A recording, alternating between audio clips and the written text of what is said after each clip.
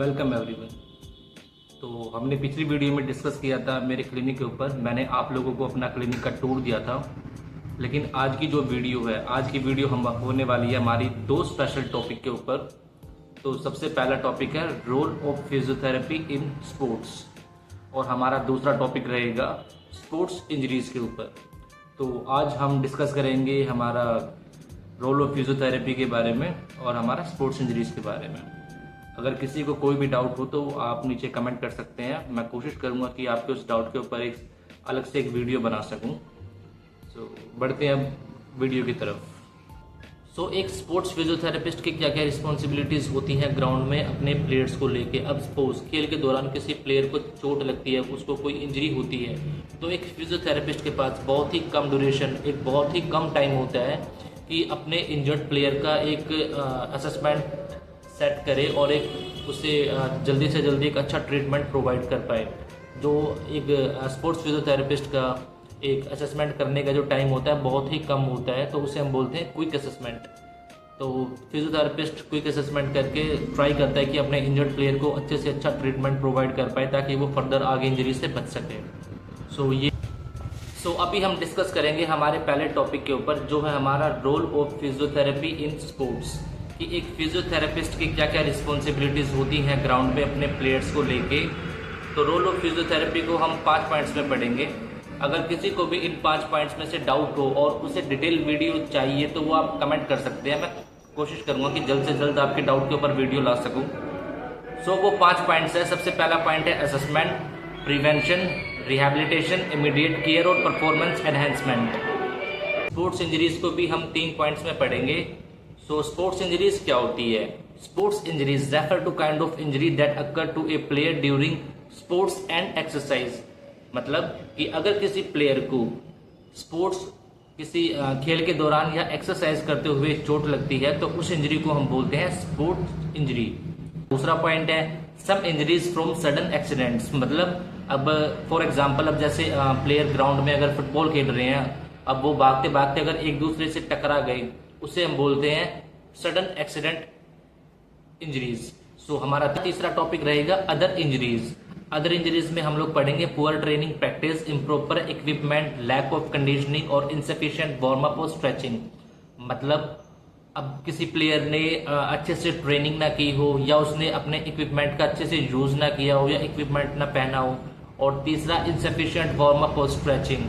मतलब कोई भी खेल खेलने से पहले एक अच्छे प्लेयर का बहुत जरूरी है कि उसने अच्छे से उस खेल की प्रैक्टिस की हो, उस खेल को टाइम दिया हो, और खेल खेलने से पहले उसने अच्छे से वार्म अप किया हो। अब सपोज वो क्रिकेटर है तो उसने अपने सारे इक्विपमेंट का यूज किया हो, या वो फुटबॉल खेलता है तो उसने अच्छे शूज पहने हो। एक प्लेयर को खेल के साथ साथ खुद को सेव करना भी जरूरी होता है कि वो अच्छे से इक्विपमेंट का यूज करे और खेल से पहले वो उस खेल की अच्छे से प्रैक्टिस करे ताकि वो इंजरी से बच जाए।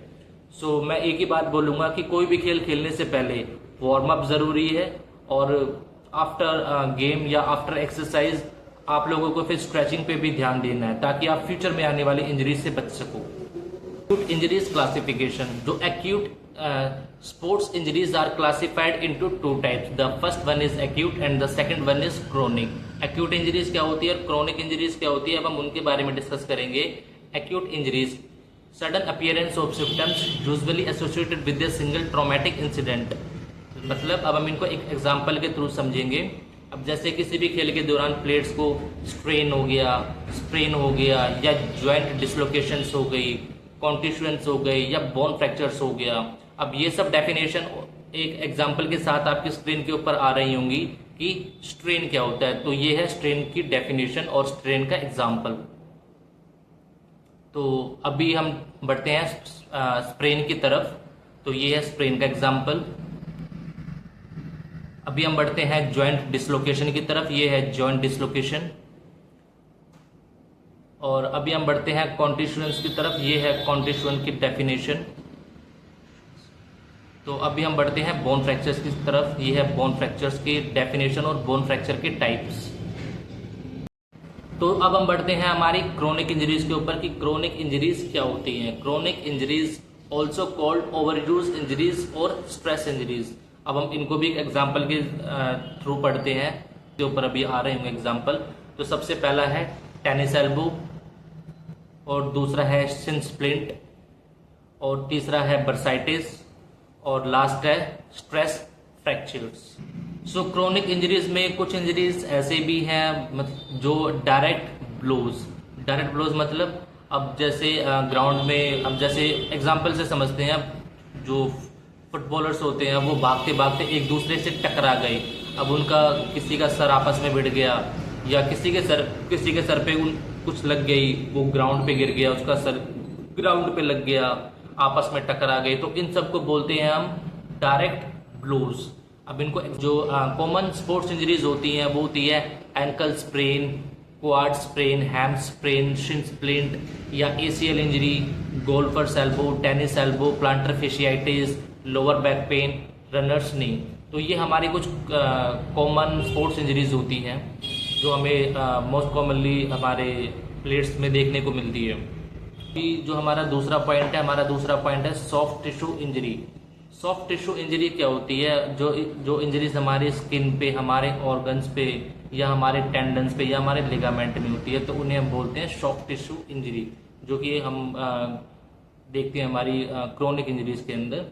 सो हमारा तीसरा पॉइंट है heart tissue injuries. Heart tissue injuries क्या होती है? हार्ट टिश्यू इंजरीज होती है हमारे बोन फ्रैक्चर्स। किसी को कोई भी डाउट हो तो आप नीचे कमेंट कर सकते हैं, मैं कोशिश करूंगा कि आपके उस डाउट के ऊपर एक अलग से एक वीडियो बना सकूं।